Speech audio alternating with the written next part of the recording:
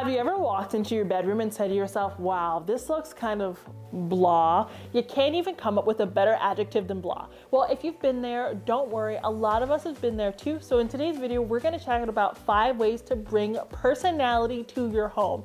Your house should reflect you. It shouldn't just be a house, it should be a home. So I'm gonna give you all the tools and tricks to make that happen. Before we get into today's video though, please don't forget to subscribe, like this video, and check me out on Instagram. And I do wanna thank Benjamin Moore for sponsoring today's video, and I'll tell you more about Benjamin Moore later on.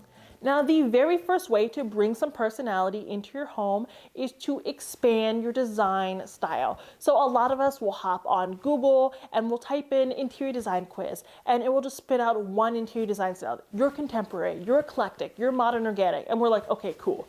Okay, cool. We kind of know what we're working with. And I love those quizzes for that reason. But we just choose one, and that's a problem. You can't just choose one. When you choose one design style and you just kind of run with it, your space ends up looking really cookie cutter. If you really like the restoration hardware contemporary design style, you're gonna have the symmetry, you're gonna have black, white, and gold, right?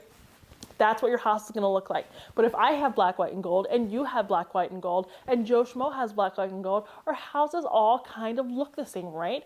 But what if we take contemporary and modern design style and we kind of combine it with that Art Deco, right? Or we combine it with that modern organic. We get some organic shapes in there. We will start having a blend of design styles that we've not seen before. So what I want you to start doing to bring personality into your home is to find a primary design style, but don't be afraid to also find a secondary and a tertiary one. Just sticking to one design style really puts us in a box and really limits us in terms of how we can express ourselves in a space. Because when there is an actual name for a design style, we're like, well, if I stray a little bit like here, then I'm not this. If I, do this like this, it's not this. We're like, I need to get the, if we're modern organic, we say, I need to get the jute rug. I need to get the weird vase. I need to get the overflowing greenery. I need to get this XYZ sofa, right? If there are all these things you need to get for the design style, you're just checking off a box. And at a certain point, you're like, well, I don't have any space to add anything else to this list. Well, if you're expanding your design style, you're doing something that no one else has done before. You are combining one design style in a way that someone else hasn't, combined them before. You're doing something novel. And that truly is what adds personality to a space. And I'm just saying this, kind of cavalier, but this is easier said than done. It's really hard to kind of force ourselves out of those boxes, but when you do so, that's when we get the very, very best interior design. So instead of just sticking really strongly to those design trends and one design style, remain open-minded. Find a primary one, but expand upon it.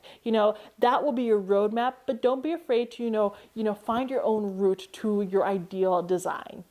One of my other favorite ways to add personality to a home is to start painting. So when you move into a new space, especially if it's a new build or a condo building or apartment building, they've painted your home the same color as everyone else's. That's just easier for them and it makes total sense. But if you want your space to have personality, let's have some fun with paint.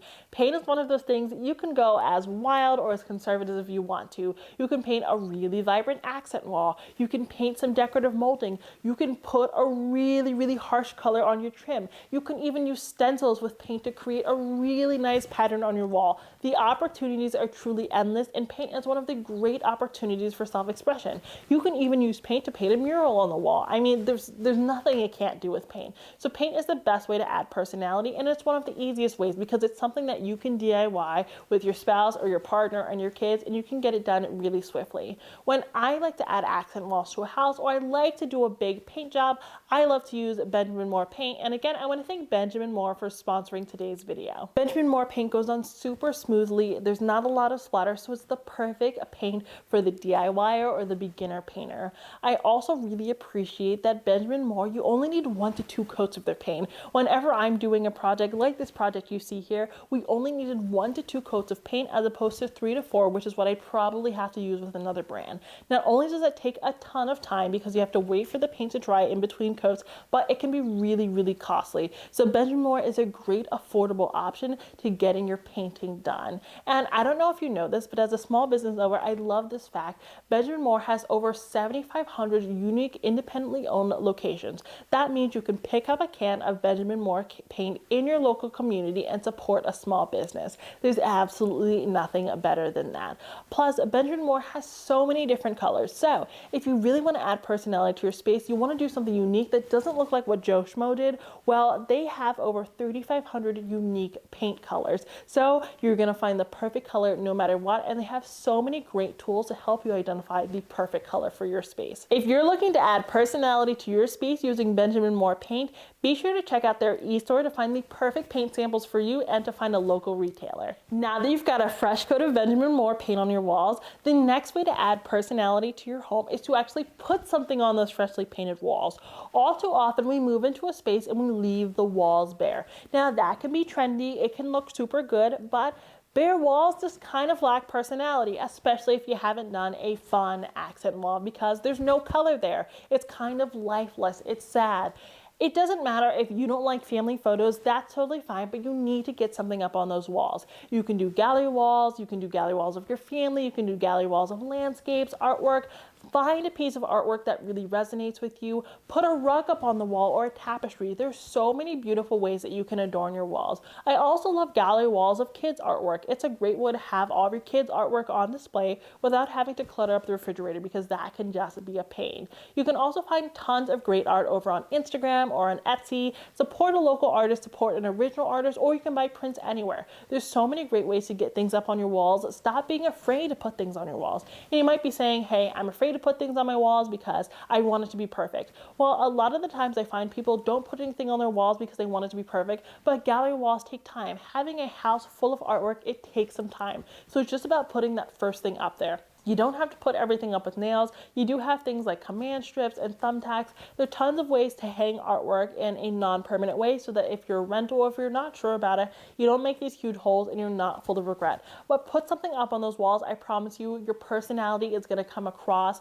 Don't be afraid of color. Don't be afraid of texture. Just try to have fun with it. The next way to add personality to your home is to come up with a signature scent. No, I didn't say go back there and mix a signature scent. Let me be clear about that. But your house needs to smell like something. And no, it doesn't need to smell like Dino Nuggets, though those are fantastic. Your house needs to have a signature scent. There needs to be a scent that you smell that you're like, that reminds me of home, because that's what it's all about. Of course, this video is about personality and it looking good, but it's all about your home feeling good for you, because we all have that time when we move into a new space where it just kind of feels off. This is not my home. I don't know this place. What do I do? Well, we need to add a signature scent.